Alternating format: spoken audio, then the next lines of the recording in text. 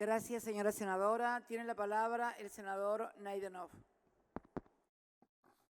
Muchas gracias, presidente.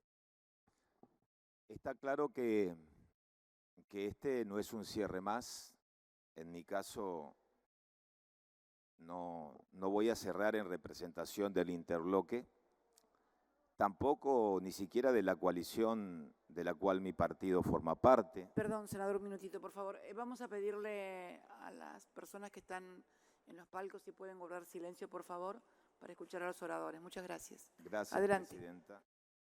Le decía que esta noche no vengo a representar en este cierre la posición del interbloque, tampoco de la coalición, ni siquiera formalmente la posición de mi partido, de la Unión Cívica Radical. Podría decirse que en este caso vengo a representar a mi conciencia en función de la libertad de conciencia que cada partido y que se vio en este debate en un ámbito transversal dejó sentada en función del tema a tratar. Pero a fuerza de ser sincero, yo no quiero refugiarme en mi conciencia. Tampoco lo pienso hacer. Sería como traicionarme a mí mismo como militante político. Porque cuando uno milita en política, representa ideales, valores, doctrinas, pensamientos, no conciencias individuales. La esencia de la república es la representación. Por lo tanto, quizás vengo esta noche a representar esas cosas, a identificarme con muchos, quizás cientos, miles o millones de argentinos y argentinas que están convencidas de que la discusión no tiene que ver con creencias o dogmas. Lo que estamos discutiendo es cuál es el rol del Estado ante una realidad. Las creencias, los dogmas se refugian en el ámbito personal, pero el Estado ante la realidad tiene que plantarse desde otra perspectiva. Son 100 años, de un Estado que no resuelve o se planta dejando hacer. Y en este tema es un tema que involucra fundamentalmente al ser más que el deber ser. Porque si lo encaramos desde el deber ser, bueno, la biblioteca está dividida como siempre. Están para un lado los que piensan y otra posición. Pero cuando se trata de discutir desde el ser, hay que encontrar una síntesis. ¿Y cuál es la síntesis? Si uno tiene que hacer, digamos, una recopilación de las cosas que se han dicho, de todos los que han expuesto en materia de ampliación de derechos en la Argentina. Hay una síntesis que tiene que ver los parámetros que nos marca la Constitución Nacional. Ese es el faro. Y si de ampliación de derechos se trata, hay dos parámetros, la libertad y la igualdad. Y acá estamos discutiendo en esencia de la libertad y de la igualdad. Todo este debate ha girado, independientemente de los dogmas, sobre los límites o los no límites a la libertad. Y también si tenemos la capacidad de romper en serio con las desigualdades que existen en la Argentina. Lógicamente que si hablamos de libertad, no podemos escindirla del concepto de autonomía de la voluntad. Y en este tema, libertad y autonomía de la voluntad, el problema es que nos cuesta asumir que las mujeres ya decidieron sobre su propio cuerpo, independientemente de lo que podamos pensar, de que podemos estar a favor o en contra, ya tomaron una decisión y quieren saber dónde está, marcado con mucha fuerza lo que tiene que ver el peso de la autonomía, de la voluntad, el fracaso del Estado con la criminalización. Desde 1921 el Estado eligió como el camino la punición, la estigmatización y la criminalización. ¿Qué logró? Nada. Desde el punto de vista del freno de la autonomía de la voluntad. Lógicamente que también logró mucho. Y ahora vamos a entrar en lo que logró el Estado en estos 100 años y años de debates truncos, por no asumir un tema complejo, un tema tabú, por prejuicios sociales, por prejuicios morales, por la realidad que se vive en el día a día y que es parte del devenir fundamentalmente de todas las historias de vida de los que estamos sentados acá.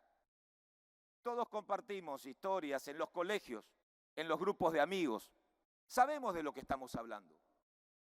Entonces, lo primero que tenemos que decir es llamar a las cosas como son. Esta no es una ley que está habilitando a las mujeres a abortar.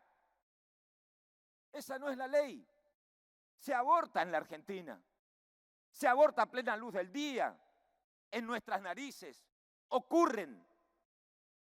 Es un dato de la realidad. Por supuesto que la sociedad lo resolvió. Sabemos cómo lo resolvió la sociedad. De dos maneras. Con el peso del dinero. Lo dijo la senadora Almirón hoy claramente. El dinero garantiza a las que tienen el acceso a la salud y la ausencia de consecuencias penales.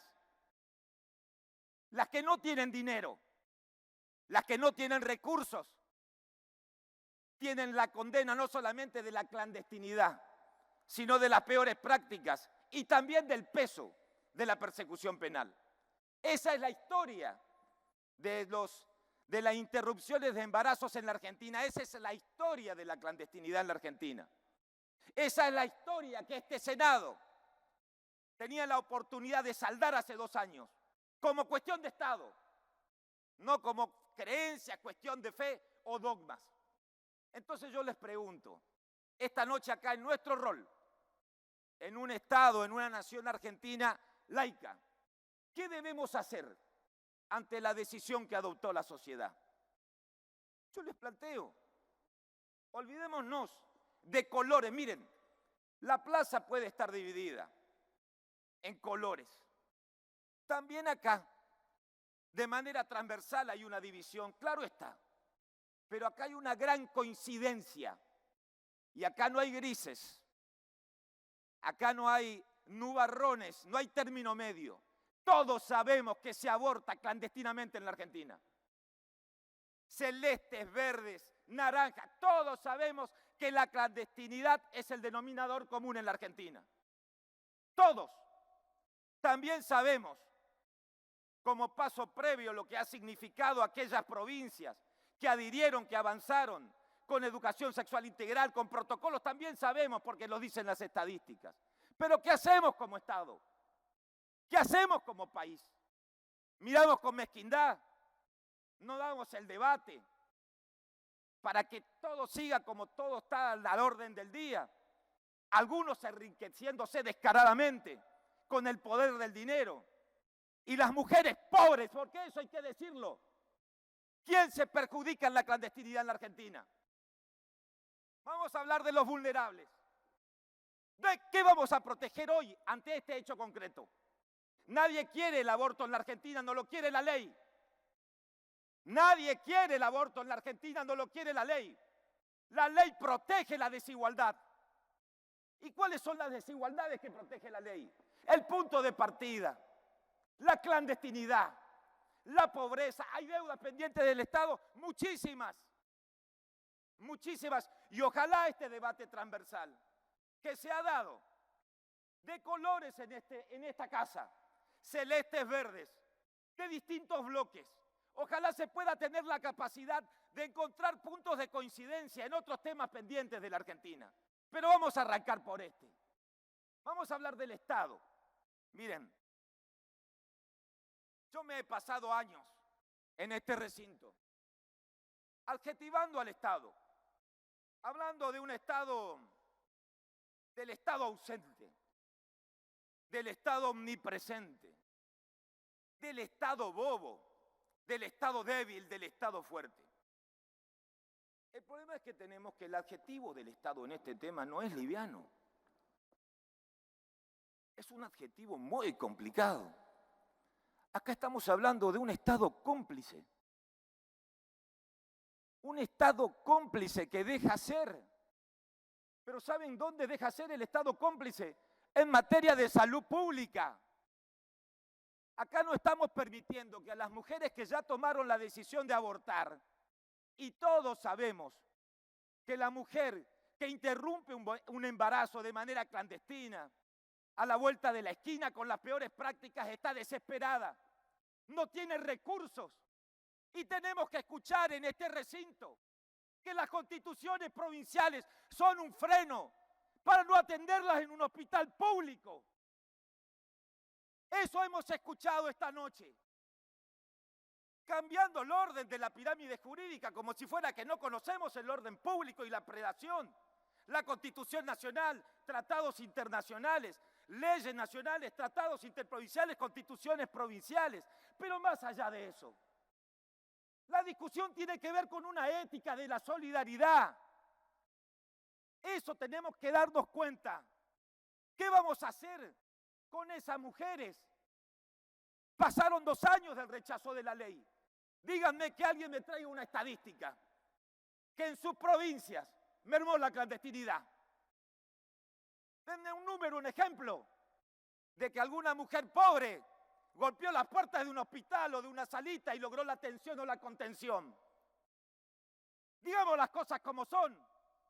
Esta ley no protege a las mujeres que cuentan con recursos. Acá estamos discutiendo un tema, acá se ha dicho, se habló de justicia social. Bueno, ¿dónde nos paramos en este tema? ¿Por qué los abortos ocurren? Y hay gente que no tiene recursos. Algunos hablaron a lo largo del debate. La pandemia no es el momento para discutir estos temas. No es la oportunidad. Miren cómo aumentó la brecha de la desigualdad en la Argentina. Bueno, miren la brecha de la desigualdad. Cuando se incrementa la pobreza, se incrementa la clandestinidad. Se incrementa la clandestinidad. ¿Qué vamos a esperar? ¿Qué vamos a hacer? Por supuesto, yo recuerdo el debate de hace 2 años. Las provincias, las que tienen que adherir, las que no adhirieron, lo que hace falta. Y así seguimos. Yo creo que el Estado tiene que pisar fuerte y hay que arrancar por algo. Y este no es un arranque menor. No solamente se garantiza autonomía, sino cómo avanzamos en la desigualdad. Y no es un tema menor avanzar en la desigualdad en la Argentina. No es un tema menor garantizar a todas las mujeres en la Argentina el acceso a la salud pública. Ese es el debate, no es otro. No se discuten otras cosas. Podrán haber colores, repito, pero todos saben que se aborta. Pero también todos saben que el dinero marca la cancha. Marca con fuerza. Marca con fuerza. Y la que no tiene nada y que nosotros sabemos porque acá supuestamente se milita en política, se conoce la realidad de las mujeres, de los barrios, de la clandestinidad, de la exclusión y también del peso, y hay que decirlo, de determinadas corporaciones que se habló a lo largo y a lo ancho de este debate. Pero acá representamos también intereses, no corporativos, sino de la sociedad. Entonces, cada uno sabe dónde se tiene que parar en este debate. Cada uno sabe la decisión que debe tomar. Pero la prioridad es un trato igualitario en materia de salud pública para las mujeres en la Argentina. Repito, si no se aprueba la ley, mañana pasará lo que pasó hace 2 años atrás. Nada cambiará. No van a existir expectativas de la que está desprotegida pueda ser atendida por un médico. Ni siquiera las expectativas. Tampoco tengo muchas expectativas que en lo inmediato, en función del carácter absolutamente retrógrado y conservador del manejo de la administración pública de muchas provincias, se viabiliza el acceso a la salud. Será otro debate más. Será una batalla cultural que habrá que saldarla. Pero tendremos la herramienta y podremos exigirle en un barrio y en un hospital público para que llegue el Estado y acompañe a esa mujer. Tendremos la herramienta. No habrá objeción de conciencia y si la habrá, estará el Estado. Y habrá un médico que tendrá la capacidad desde el Estado de atender con solidaridad y con responsabilidad, con un compromiso público. Porque estamos discutiendo el apego y el compromiso público. Eso es el eje del debate. ¿Qué hacemos con las que están afuera? Las que están adentro. ya lo resolvieron, la sociedad ya lo resolvió. Tenemos que saldar las cuentas desde la política. Pasaron 2 años y esto es un tema que duele. Y además, miren, nadie es el dueño de la verdad. Pero es un tema que golpea a todos. Yo entiendo lo que se puede sentir desde las creencias. Me consta, en los teléfonos, en los celulares, en los correos. Entiendo y respeto. Pero ¿dónde se para un Estado? Desde la fe, ¿dónde se para? O con una visión global para resolver un problema colectivo y de la sociedad. Así se construyó la Argentina. Acá lo citaron varios senadores, el senador Parrilli, el senador Lustó, varios, cómo fue la historia del transitar de la ampliación de derechos en la Argentina, derechos políticos, sociales, ambientales, llegar a la reforma del 94, lo que implicó todo. Nunca nada fue fácil, menos para las mujeres en este país. Y nosotros lo sabemos, menos para las mujeres. No sé si no existiría un tercer senador por la provincia o la ley de paridad si estarían sentadas en estas bancas. Hay que decir las cosas como son, pero no se frena la injusticia. No se frena un tiempo, pero en algún momento la sociedad se pone de pie. Y acá hay que plantarse y ponerse de pie. Miren, no voy a ser reiterativo porque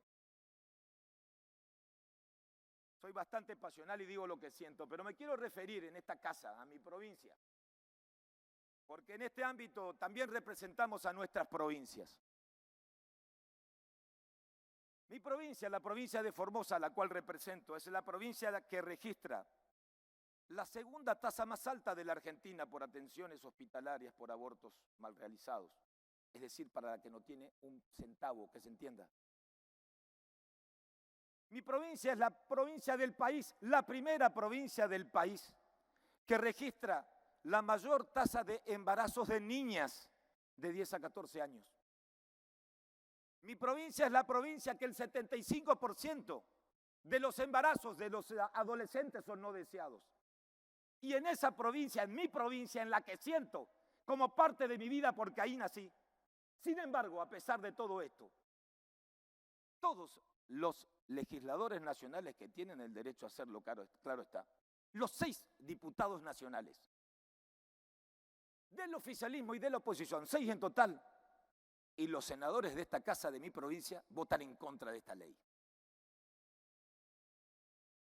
Podrán decir, como se ha dicho, que representan a una mayoría, o la idiosincrasia o el sentir colectivo de un pueblo. Miren, Presidenta, yo no sé dónde está la mayoría. Solamente una mujer, abuela, madre, con sus nietas, con sus amigas, con los compañeros, que bancaron situaciones límites y violentas, puede saber dónde está la mayoría. Esa mayoría silenciosa es una mayoría de dolor. Esa mayoría silenciosa es una mayoría de violencia, de opresión, de prejuicios. Esa mayoría es la mayoría de mujeres marcada por la hipocresía social. Y a esa mayoría silenciosa, yo vengo a honrarlas esta noche con mi voto. ¿Saben por qué? Porque no estaría mi provincia representada de la mirada colectiva del conjunto de la sociedad si un senador no las acompaña. No hay mirada colectiva ni representación plural con estos indicadores, con estos prejuicios sociales, cuando la pobreza es el denominador común y se expulsa a las mujeres pobres y ni siquiera se les brinda la mínima atención de la salud para que no se las represente. Y yo estoy acá, como hace 2 años atrás, sin especulaciones ni cálculos electorales, para representar mis convicciones y la de esas mujeres que tienen el derecho a ser representadas. Para finalizar, hablando del rol del Estado, quiero compartir una anécdota con todos. Hace unas semanas, por complicaciones del coronavirus, falleció el expresidente de Francia, Valéry Giscard d'Estaing, que en la década del 70 en la década del 70, despenalizó el aborto y habilitó el matrimonio igualitario, justamente, mejor dicho, el divorcio vincular en su país. Ante este hecho, muchos recordaban la entrevista del expresidente con Juan Pablo II. El Papa, Juan Pablo II, le recriminó la aprobación del aborto, especialmente por su condición de católico. Y este le respondió que era cierto que era católico, pero fundamentalmente, voy a leer textual, es el presidente de una república laica, que no podía imponer sus convicciones personales a los ciudadanos, que su deber era velar para que la ley se corresponda con el estado real de la sociedad francesa, para que puedan ser respetadas y aplicadas en igualdad. Eso estamos discutiendo esta noche, Presidenta. Para finalizar, hace 2 años, yo dije en una de estas bancas que el negocio de la clandestinidad tiene la marca del dinero y el sello de la desigualdad. Y lo peor que puede hacer un Estado es avalar con el silencio y la complicidad. Es tiempo de terminar esta injusticia y hoy es nuestra oportunidad. Que sea ley.